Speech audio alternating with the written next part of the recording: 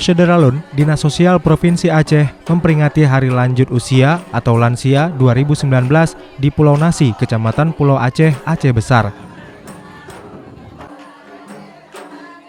Dalam kegiatan ini, sebanyak 150 lansia, baik perempuan maupun laki-laki, diberikan pengobatan gratis serta sumbangan penunjang kegiatan sehari-hari.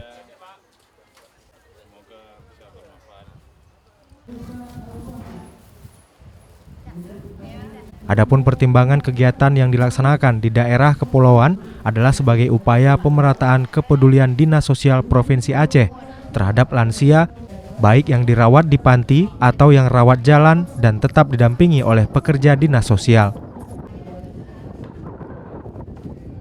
Saat ini, penduduk Pulau Aceh yang terdata sebagai lansia mencapai 150 orang, tersebar di 2 pulau yaitu Pulau Nasi dan Pulau Breh.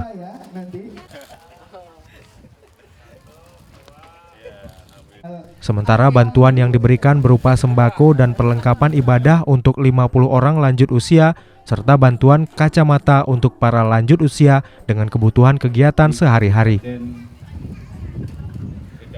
Karena memang sesuai dengan Undang-Undang Nomor 23 Tahun 2014 tentang kewenangan pemerintahan, itu untuk pemerintah provinsi adalah menangani lansia yang di dalam panti.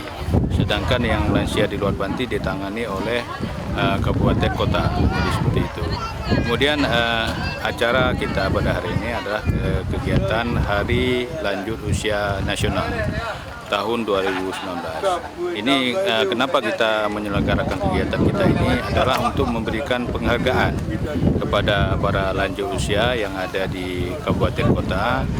Khususnya kita pilih pada hari ini di Pulau Nasi, Pulau Aceh, supaya mereka ini merasa gembira, merasa senang.